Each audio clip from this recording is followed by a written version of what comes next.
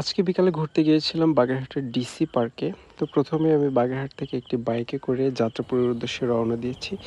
তো এখান থেকে বাগেরহাট থেকে এই ডিসি পার্কে যেতে প্রায় ১৫ মিনিট সময় লাগে বাইকে। তো আমি যেতে যেতে ভৈরব নদীর সৌন্দর্য উপভোগ করছিলাম। ভৈরব নদীর পাড় থেকেই হচ্ছে যে রাস্তাটি, এই রাস্তা থেকেই হচ্ছে ডিসি পার্কে যেতে হয়। এর কারণে ভৈরব নদের অনেক সৌন্দর্য এখান থেকে উপভোগ করা যায় এবং যে পার্কটিতে আমি যাচ্ছি ডিসি পার্ক, এটিও কিন্তু এই নদের তীরবর্তী একটি এলাকাতে।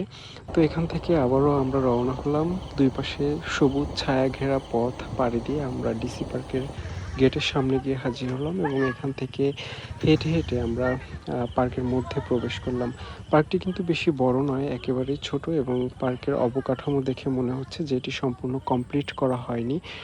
তো যাই হোক, এখানে কিন্তু এখানকার যারা স্থানীয় মানুষজন রয়েছেন তারা কিন্তু এসে এখানে অনেক সুন্দর সময় কাটান। বাগেরহাট শহর থেকেও অনেকে এখানে আসেন। তো আমি আজকে এলাম। এই পার্কের বিশেষত্ব হচ্ছে পার্কের উপরের যে ব্রিজের মতো জায়গাটি দেখছেন, এটির নিচে হচ্ছে জলাশয় এবং জোয়ারের পানি আসলে এখানটা একেবারেই ভরে যায় এবং দেখলে মনে হয় যেন এটি একটি ভাসমান পার্ক। তো এখানে একটি স্টেজের মতো করা আছে, এই স্টেজে হয়তো অনুষ্ঠান হয়। তো এই যে পার্কের যে জায়গাটি দেখছেন, এটি খুবই ছোট একটু জায়গার মধ্যে একটি পুরাতন ভবন রয়েছে পাশে। এই ভবনটিতে অনেকেই এসে ছবি তোলেন এবং এখানে বিকেলে বিশেষ করে অনেক মানুষজন আসে। আজকে একটু মানুষ কম দেখছি। তো আপনাদেরকে আজকে এই ছোট্ট ভিডিওর মাধ্যমে ছোট্ট এই জায়গাটি সম্পর্কে জানালাম। আপনাদের কাছে কেমন লাগলো অবশ্যই জানাবেন। সবাই ভালো থাকবেন।